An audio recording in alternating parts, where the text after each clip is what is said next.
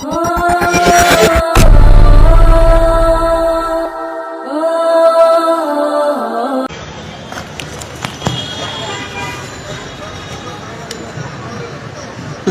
كان لكم في رسول الله أسوة حسنة। যে জাতির আদর্শ যত উন্নত সে জাতি তত বেশি উন্নত, অগ্রগণ্য ও সফল।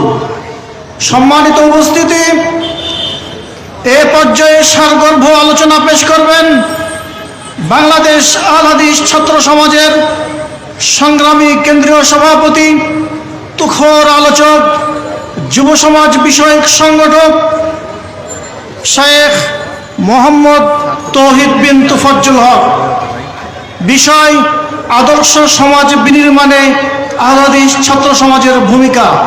বিষয়: আদর্শ সমাজ বিনির্মাণে আল হাদিস ছাত্র সমাজের ভূমিকা।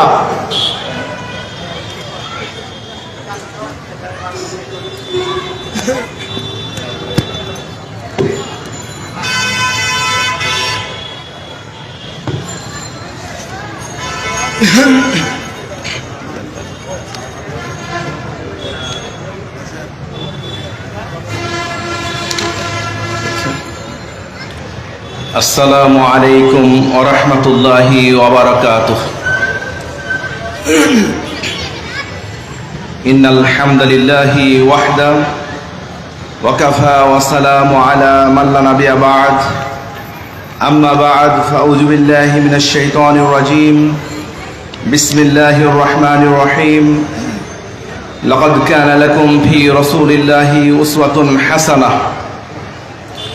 যাবতীয় প্রশংসা সেই মহান রব্বুল ইজ্জাতের জন্য, যার অশেষ অনুগ্রহে আজকে আমরা 13তম জাতীয় তাবলিগি ইজতেমার দ্বিতীয় দিনের শেষ অধিবেশনে উপস্থিত হতে পেরেছি। তাই সবাই বলি আলহামদুলিল্লাহ।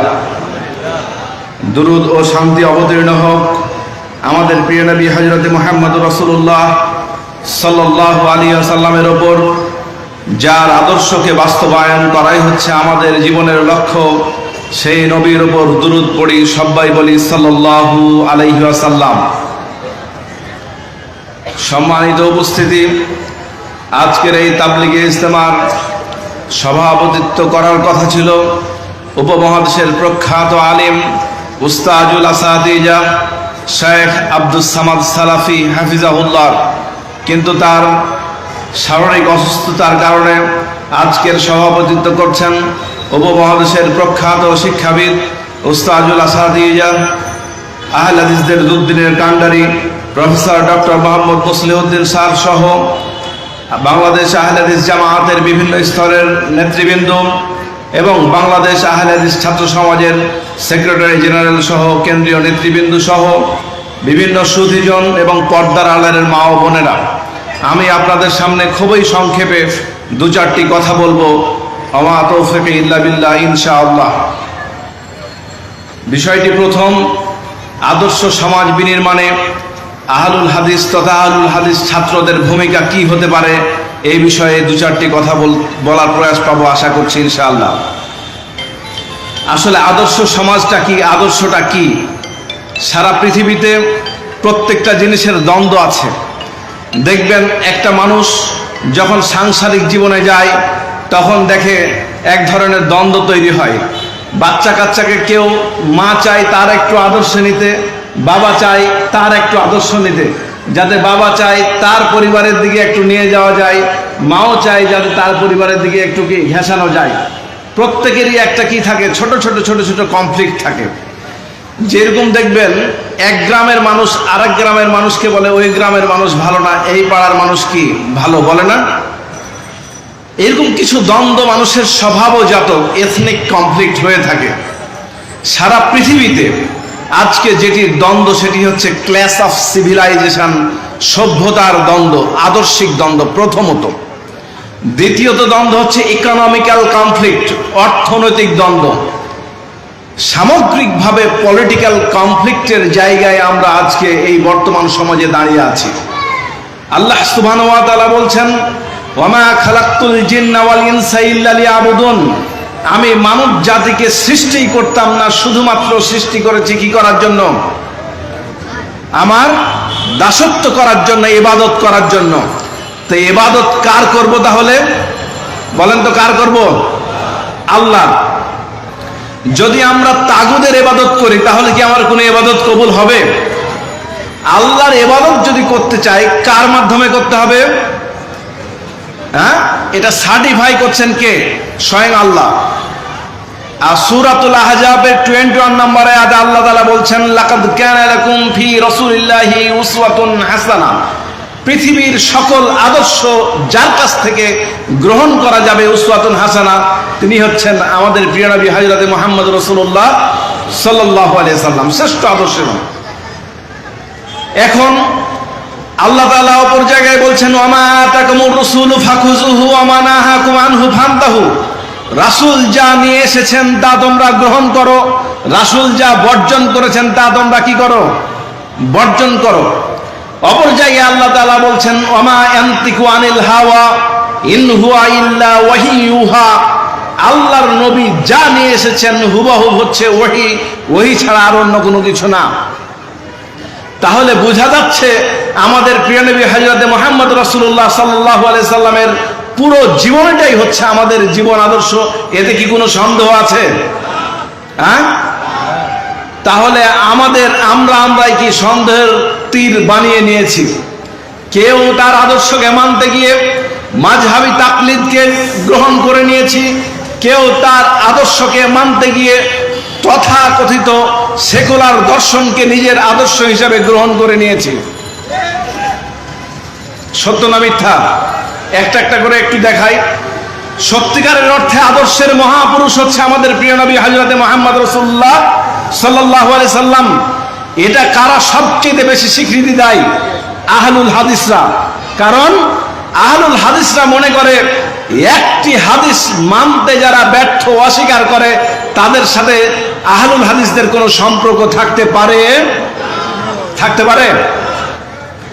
এখনো বাংলাদেশের মাটিতে আহলে কোরআনের জন্ম হয়েছে না হয়নি? হয়েছে না? তাদের সাথে আমাদের কোনো সম্পর্ক আছে? যারা ছোটখাটো সমস্যা, ছোটখাটো বিষয়কে মনে করে বৃহত্তের ঐক্যের ডাক দেয়, বলে রাফুল আদায় করলেই কি না করলেই কি, এটা কি নামাজ ভঙ্গ হয়ে যায়? রাফুল আদায় পায়ে পা মিলালেই কি না মিলালেই কি, এতে কি সালাত ভঙ্গ হয়ে যায়?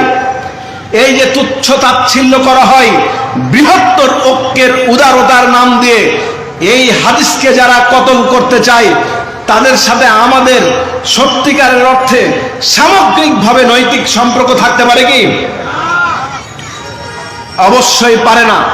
কিন্তু কোন জায়গায় থাকতে পারে, কোন জায়গায় থাকতে পারে না, এই বিষয়ে আমাদের আকাবিরগণ সুনির্দিষ্ট মাসলাক, মানহাজ, পদ্ধতি রেখে গেছেন।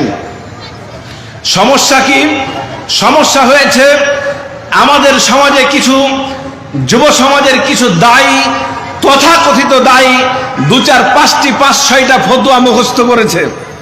মুখস্থ করার পর যেটা বললাম, সালাতে বুকের ওপর হাত বাঁধা, রাফুল আদাইন, জোরে আমিন বলার, 2-4-10টা মাসলা নিয়ে এমন কড়া কড়া বক্তব্য দিচ্ছে, আর আমাদের সমাজ ব্যবস্থা মনে করছে এরাই হচ্ছে আহলে হাদিসদের বড় নেতা এবং সবচেয়ে বড় বক্তা। যুগ যুগ ধরে উপমহাদেশে আহলুল হাদিসরা কখনো বক্তা নির্ভর সমাজ তৈরি হয়নি।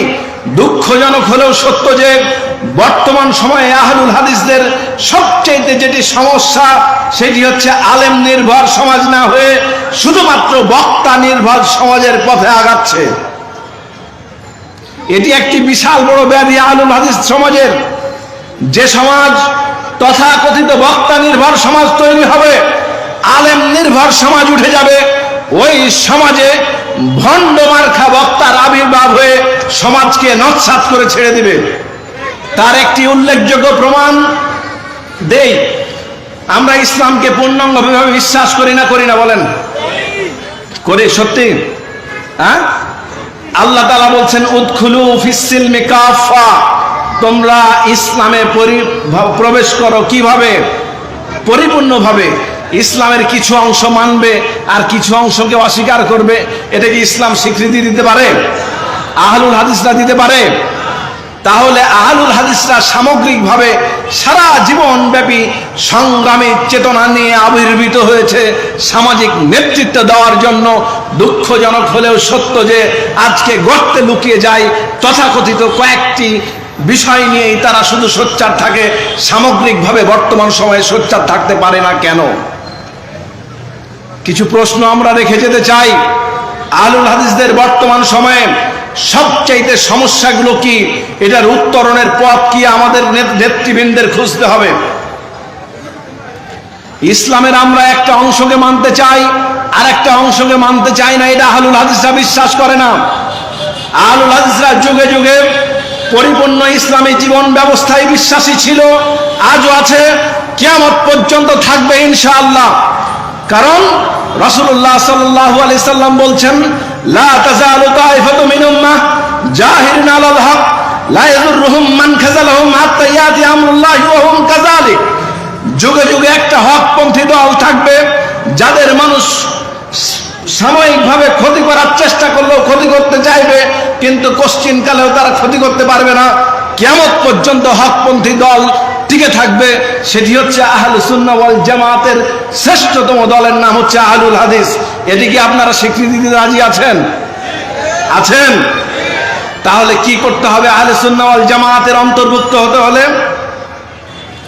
আজকে সারা বিশ্বব্যাপী সভ্যতার দ্বন্দ্বের যুগে আপনারা জেনেছেন 1917 সালে যখন কার্ল মার্কস 1848-এ তার বিখ্যাত দান্দিক বস্তুবাদের বিখ্যাত থিওরি কমিউনিস্ট ম্যানিফেস্টো প্রকাশ করেছিল, 1862-তে ডাস ক্যাপিটাল নামক তাদের বিখ্যাত বাইবেল নামক সমাজতান্ত্রিক গ্রন্থ প্রকাশিত করার মাধ্যমে সমাজতন্ত্রের বিশাল দর্শন দিয়েছিল। এই ইন্ডাস্ট্রিয়াল রেভলিউশনের পরে যে পুঁজিবাদী তত্ত্বের বিরুদ্ধে এটি প্রতিষ্ঠা করেছিল 1917 সালে লেনিন। দীর্ঘ 70 বছর রাশিয়ার মাটিতে কাজাকিস্তান, উজবেকিস্তান, তুর্কমেনিস্তানের মতো জায়গায় আজান দিতে দেয়নি, আজানকে স্তব্ধ করে দিয়েছিল। তথাকথিত এই যে বিবাহ সিস্টেমগুলোকে কোর্ট ম্যারেজ সিস্টেমে নিয়ে গিয়েছিল।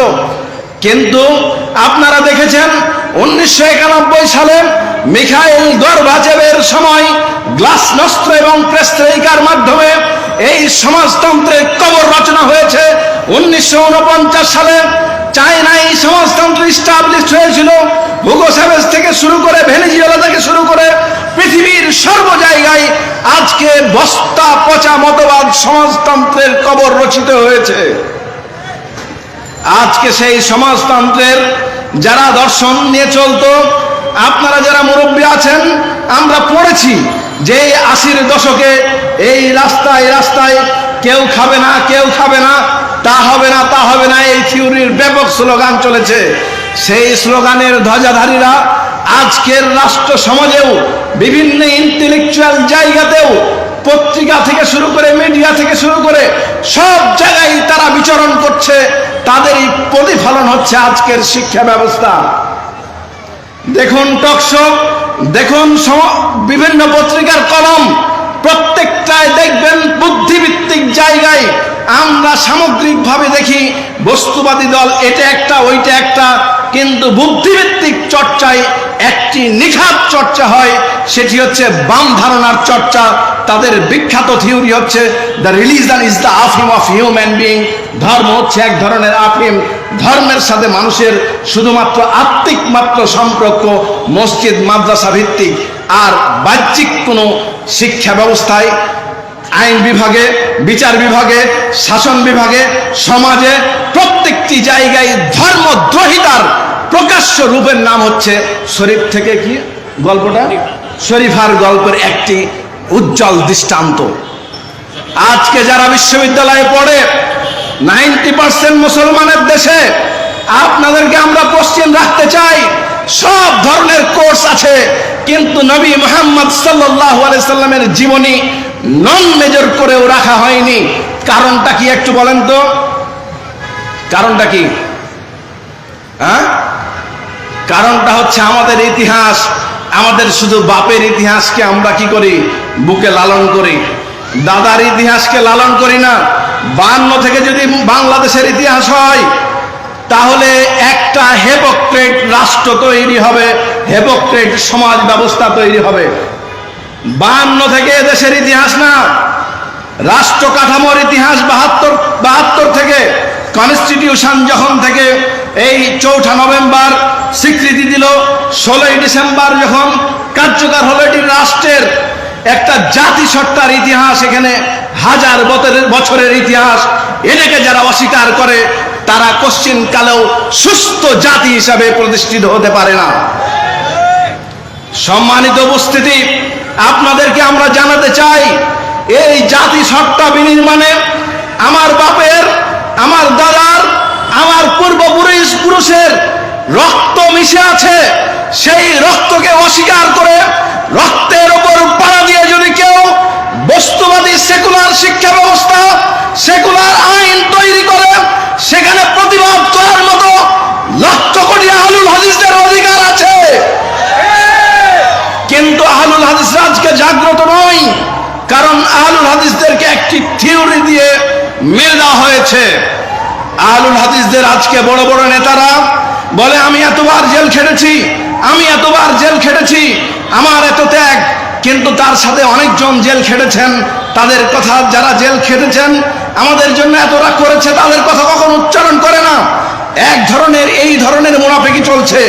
আর একদিকে তথাকথিত বক্তার আবির্ভাব হয়েছে, তাওহীদ ভিত্তিক ব্যাপক বক্তব্য দিচ্ছে, কাজ করছে, ম্যাটেরিয়ালস হচ্ছে, আলহামদুলিল্লাহ। কিন্তু এদেশে আজকে ইলমের চর্চা শুরু হয়নি। তোমাদেরকে ভুলে গেলে চলবে না, মদিনা বিশ্ববিদ্যালয়ের আমরা শ্রেষ্ঠ ভক্ত, মদিনা বিশ্ববিদ্যালয় থেকে আমরা ইলম আহরণ করি। কিন্তু মদিনা বিশ্ববিদ্যালয়ের আগে জন্ম নিয়েছে আমার দেশের, আমার উপমহাদেশের রহমানিয়া মাদ্রাসা, সালাফিয়া মাদ্রাসা। তোমাদেরকে মনে রাখতে হবে, কুলফিলকুল মিয়া নাজির হোসেন দেহলভীর 1.5 লাখ হাদিসের ছাত্রের সনদ আমার প্রত্যেক বাংলায় সেই ছাত্রের মাধ্যমে আমরা হাদিসের দাস নিয়েছি। আজকে বলছে আমরা শুধু, তারাই শুধু আকীদা দেয় এবং আমাদের সকল দর্শন দিবে। আমরা বলতে চাই, যখন মুহাম্মদ বিন আব্দুল হাব নজদি এই 800 হিজরির পরে কাবা শরীফকে 4টি জায়গায় বিভক্ত করা হয়েছিল, ওই তথাকথিত ফেরকাবন্দীদের দ্বারা আত্মসংগ্রাম জিহাদের মাধ্যমে তাদেরকে বিচ্ছিন্ন করে দিয়ে এই তাওহীদ ভিত্তিক সৌদি আরব প্রতিষ্ঠিত হয়েছে সংগ্রামের বিনিময়ে। আজকে যদি সংগ্রামী চেতনাকে আহলুল হাদিসরা ভুলে যায় আর মিষ্টি মিষ্টি কথা শুনে আর মনে করে যে এইটাই আমাদের পথ পদ্ধতি, কোশ্চিনকালেও আহলুল হাদিস জাতি এগিয়ে যেতে পারবে না। এতগুলো জায়গা আছে, কেন ডক্টর মুসলিউদ্দিন স্যারকে সেই দিন বক্তব্য রাখতে হলো? ফিলিস্তিনিদের পক্ষে যে জোরালো ভূমিকা আমাদের বক্তব্য আছে এবং তথাকথিত অবৈধ ইসরায়েল রাষ্ট্রের যে বিপক্ষে আমরা আহলুল হাদিসরা সোচ্চার, সেটি আনুষ্ঠানিকভাবে উনি বক্তব্য দিয়েছেন। এটি প্রত্যেকটি সংগঠনের পক্ষ থেকে বক্তব্য আসা উচিত ছিল আমাদের আহলুল হাদিসদের। যারা বিচ্ছিন্নভাবে মুতাসাল্লিফিন ভাইরা বক্তব্য দিচ্ছেন, ওই বক্তব্য কখনো গ্রহণযোগ্য আমাদের বক্তব্য নয়। আজকে আমাদের সেকুলার বিরুদ্ধে আন্দোলনে, সেকুলার বিরুদ্ধে সামষ্টিক জাগতিক চিন্তা বিরুদ্ধে যে আমাদের সংগ্রামী আদর্শ, এটি আমাদের সমাজকে উপস্থাপন করতে আজকে ব্যর্থতায় পর্যবেসিত করা হচ্ছে। এর কারণটা কি বলুন তো? কারণ হচ্ছে, প্রথম থিওরি আমাদেরকে একটি ঢুকিয়ে দেওয়া হয়েছে, separation between church and state. ধর্ম এবং রাজনীতি কি আলাদা? বুঝতে পারেননি? দেখবেন আমাদের বহু হুজুর বলবে যে আমরা রাজনীতির বাইরে, অরাজনৈতিক সংগঠন, বলে না? বলে? হ্যাঁ, বলে না? বলে না? আপনারা তো ভয় পাচ্ছেন। আমরা কোনো স্বঘোষিত শত্রুতা কোনো দলের সাথে নাই, রাষ্ট্রের সাথে নাই, কারোর সাথে নেই। কিন্তু এদেশের 39 নাম্বার আর্টিকেল বলে একটা আর্টিকেল আছে কনস্টিটিউশনের, 153টি অনুচ্ছেদ আছে। তার 39 আর্টিকেল আমাকে দিয়েছে। আল্লাহর নবীও বলছেন, মান রামিনকুম মুনকারান ফালিগাইয়িরহু বিয়াদিহি। আরে খারাপ কাজ দেখছো, হাত দিয়ে প্রতিহত করো, এটা তোমার ঈমানি দায়িত্ব। হাত দিয়ে প্রতিহত করবো মানে দেখলেই করতে হবে, কিন্তু এটার দায়িত্ব কার? কিছু কিছু দায়িত্ব, আমি যখন পরিবারের কর্তা ব্যক্তি, আমার ছেলেকে পিটিয়ে আমি সালাতে নিয়ে যাব, এটা আমার দায়িত্ব। কিন্তু যখন চুরি করেছে তার হাত কাটতে হবে, এটার দায়িত্ব কার? হাত দিয়ে প্রতিহত করব? সেক্রেটারি জেনারেল হাত দিয়ে এখানে একটা চুরি হলো, বিচার করলো, হাত কেটে দিল, উনি এখানে আর বসে থাকতে পারবেন? জেলে যাবেন। তাহলে রাষ্ট্রকে দাবি জানাতে হবে যে চুরির বিধান হচ্ছে হাত কাটা। এই 90% মুসলমানের দেশে চুরির বিধান করতে হবে, হাত কাটার বিধান। এটা দাবি আদায়ের জন্য মাঠে নামার দরকার আছে না নাই? আহলুল হাদিসরা এই জাতির স্বকীয় চেতনায় বিশ্বাসী নয়, কিন্তু কোথায় চেতনা গেল? কারণ সূক্ষ্ম কৌশলে আমাদেরকে মেরে দেওয়া হচ্ছে। সম্মানিত উপস্থিতি, আল্লাহ নবী বললেন, ফাইল্লাম ইয়াস্তাতি, তুমি যদি তা না পারো, ফাবিলিসানিহি, মুখ দিয়ে কথা বলো। মুখ দিয়ে যখন কথা বলছি তখন এক ধরনের সালাফি বের হয়ে গেছে, যেটা স্যার বলে থাকে সেকুলার সালাফি। সব সময় নরম কথা, সব সময় নরম কথা। আরে চড় মারবে, আমি চড় খেয়ে যাব? বৈধ নাগরিক, জন্মেছি এখানে, 47-এর স্বাধীনতা এনে দিয়েছি। মুক্তিযুদ্ধের সময়ও আমাদের অনেক বাপদাদারা এখানে কি করেছেন? যুদ্ধ করেছেন। শুধুমাত্র কিসের জন্য? ন্যায় এবং জাস্টিস, সুবিচার প্রতিষ্ঠা করার জন্য। আর ন্যায় এবং জাস্টিস তো আছে শুধুমাত্র ইসলামে, মুসলমানের ধারণা এটি। আর ওই জায়গায় যদি আপনি বস্তা পচা তথাকথিত সেকুলার ওই রাশিয়ান থিওরি, কমিউনিস্ট থিওরি, পুঁজিবাদী থিওরি নিয়ে এসে এখানে আমদানি করেন, আহলুল হাদিসরা অন্তত পক্ষে মেনে নিতে পারে না। সম্মানিত উপস্থিতি, ব্যাধি কোথায়? এক শ্রেণীর আমাদের আহলুল হাদিস ভাই, অন্যদের কথা বাদ দিলাম, যারা বলছেন আমরা রাজনীতি করি না, রাজনীতি বুঝি না, দল সংগঠনও বুঝি না, অনেকেই বলছেন। আমি তাদের উদ্দেশ্যে বলতে চাই, আপনারা তো বুঝারই দরকার নাই। আপনি যে বিষয়ে কথা বলতে পারেন ওই বিষয়ে বলুন, যে বিষয়ে আপনার ধারণা নেই ওই বিষয়ে আপনার কথা বলার দরকার নেই। আল্লাহ তাআলা বলছেন, আফাতুমিনুনা বিবাযিল কিতাব ওয়া তাকফুরুনা বিবায, কিতাবের অংশ মানবে কিছু আর কিছু মানবে না, এটা হতে পারে না, কুফরি হয়ে যাবে। পশ্চিমা থিওরি দিল, ম্যাকিয়াভেলি তার প্রিন্স গ্রন্থের মাধ্যমে সেপারেশন বিটুইন চার্চ আর স্টেট, সেখানে ইহুদি খ্রিস্টানরা ব্যাপকভাবে বিরোধিতা করেছিল। কারণ ওই পশ্চিমা বিশ্বের 16th সেঞ্চুরিতে ধর্মে মানে রাষ্ট্রের প্রধান বানাতে হচ্ছে পোপরা। বুঝতে পারছেন না? মনে হয় পাচ্ছেন? ধরেন এইখানকার এমপি বানাবে, কে বানাবে? ওখানকার যে হুজুর, এখানকার ধরেন বংশাল মসজিদের বড় ইমাম, উনি বলবেন যে who will be the MP in our constituency. এখানকার এমপি কি হবে? এটা কোথায় ছিল? ইউরোপে। ম্যাকিয়াভেলি এমন একটা থিওরি দিল, এটা কেড়ে নিল। বলছে পোপের কাম হচ্ছে কি করা? দুয়া দুরুজ করবে, ফু দিবে আর গো টু দ্য হেভেন, জান্নাতে যাও।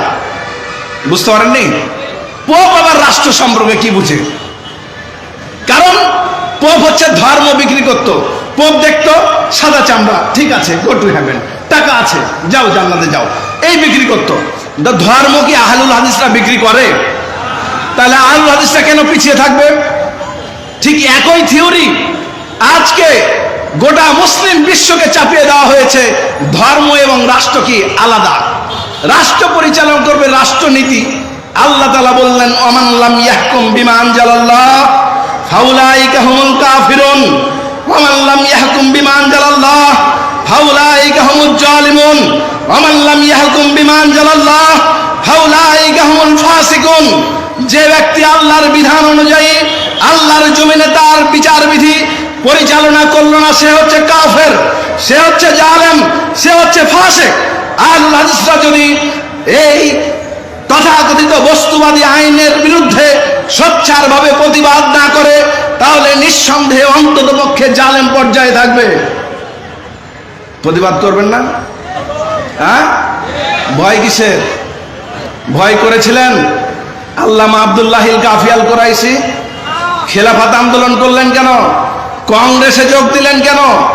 কেন যাদের নাম আপনারা বিক্রি করে খাচ্ছেন, ইহসান ইলাহি জহির তাহারিকে ইস্তেদলাল পার্টির ভারপ্রাপ্ত হলেন কেন? 68 সালে 1900 লাহোরে আইয়ুব খানের বিরুদ্ধে ঐতিহাসিক বক্তব্য আমাদের এখনো কানে বাজে। ভুল বুঝিয়ে কোনো আমাদের লাভ হবে না, পরবর্তী প্রজন্মকে অন্তত পক্ষে ভুল বুঝানো যাবে না। ওরা ইতিহাস জানে, ওরা ইতিহাস জানে। শেরে পাঞ্জাব সানাউল্লাহ মিতসরি, যিনি আমাদের মালদহ চাঁপাইনবাবগঞ্জে এসেছিলেন যখন লক্ষাধিক মানুষের সামনে যখন বক্তব্য রাখছেন তখন বলছে এই জায়গাগুলো কে তৈরি করলো? কেন? মৌলানা ইলায়েত আলী, মৌলানা বেলায়েত আলী 10 থেকে 12 বছর বিশাল এই যুদ্ধ ময়দানে ব্রিটিশদের বিরুদ্ধে যুদ্ধ করার জন্য সোলজার কালেকশন করেছিলেন এমনি এমনি। সম্মানিত উপস্থিতি, আহলুল হাদিসের একদিক থেকে ইতিহাস নয়, আহলুল হাদিসরা দ্ব্যর্থহীন কণ্ঠে বলতে চাই, যারা মনে করে রাজনীতি হারাম তাদেরকে আমরা বলতে চাই এই বস্তা পচা মতবাদ ইউরোপীয়রা দিয়েছিল, ওদের কপি করে যদি আমাদের আলেমরা বলে নিঃসন্দেহে বোকার স্বর্গে বসবাস করবে। আমরা কতটুকু প্রতিবাদ করতে পারবো, কতটুকু পারবো না, কোরআন হাদিস আমাদের কাছে মওজুদ। আসলাফদের, আমাদের পূর্ববর্তীগণ যারা এসছেন তাদের চিন্তা চেতনা আমাদের কাছে মওজুদ। সম্মানিত ভাতৃমণ্ডলী, আমি বক্তব্য শেষ করে নিয়ে এসে বলতে চাই, আমাদের বিশাল এক ইলমি সনদ রয়েছে, আমাদের এখন প্রচুর পরিমাণে মাদ্রাসা মসজিদ রয়েছে, প্রচুর পরিমাণে লিখনি তৈরি হচ্ছে। এটা এমনি এমনি হয়ে যায়নি। সাহুলুল্লাহ মুহাদ্দিস দেহলভী আমাদের গুরু, আজকে মাঝহাবি ভাইয়েরা মনে করেন ওনাদের গুরু। নিঃসন্দেহে আমরা কোনো গুরুকে ভাগাভাগি করতে কোনো সমস্যা নেই। আপনাদের সমস্যা হতে পারে, আপনাদের সমস্যা নেই, কারণ 52 জন আলেম নিয়ে সেই যুগে যদি সানাউল্লাহ মৈতুসরি সবাইকে নিয়ে অল ইন্ডিয়া আহলে হাদিস কনফারেন্স করতে পারে, আমাদের কি সমস্যা আছে? উনি মাহমুদ হাসান দেওবন্দিকে যদি ছাড়ানোর জন্য সেই সময়ে হানাফি আলেমকে টাকা দিয়ে, নিজের টাকা দিয়ে টেলিগ্রাম করতে পারেন, ভাইসরয়ের কাছে যেতে পারেন, আমরাও এদেশের সকল মুসলিম আলেমদের পক্ষ নিতে পারি, এটা কোনো আমাদের কোনো কার্পণ্যতা হতে পারে না। সম্মানিত উপস্থিতি, আজকের ইতিহাস আমাদের এই ইতিহাস না, ঘরে বসে থাকা কাপুরুষের ইতিহাস আহলুল হাদিসদের না। আজকে সৈয়দ আহমদ বেরলভী থেকে শুরু করে আজকে যখন ইলমি সনদ চালু হলো, শাহ ইসহাক দেহলভী, তারই ছাত্র শাহ মিয়া নাজির হোসেন দেহলভী থেকে শুরু করে প্রথম যখন শাহ ইসহাকের ফতুয়া আসলো, শাহ আব্দুল আজিজ মুহাদ্দিস দেহলভীর ফতুয়াকে কেন্দ্র করে যখন জিহাদ আন্দোলনে সৈয়দ আহমদ বেরলভী, শাহ সৈয়দ ইসমাইল ছুটে এলেন, তারই বায়াত নিয়েই মৌলানা ইনায়েত আলী, মৌলানা বেনায়েত আলী এই বাংলার পূর্ব, এই বিশেষ করে চাঁপাইনবাবগঞ্জ, মালদা, মুর্শিদাবাদ, সাতক্ষীরা, এই খুলনা থেকে শুরু করে ঢাকার এই অঞ্চল পর্যন্ত বিশাল মুজাহিদ বাহিনী গড়ে তুলেছিলেন। উইলিয়াম হান্টারে ইন্ডিয়ান মুসলমানসে বলছে যে এখান থেকে প্রায় 80,000 সৈন্য যুদ্ধ করতে নিয়ে যাওয়া হয়েছিল, বিশেষ করে এই পদ্মার পাড় থেকেই শুধুমাত্র ব্রিটিশ বিরোধী যুদ্ধ করার জন্য। যে জাতি রক্ত দিয়ে যুদ্ধ করে এই জাতিকে বিজয় করলো, সে জাতি নাকি এখন নিঃসন্দেহে ভালো কাজ করছে, একটি রক্তর গ্রুপ খুলছে।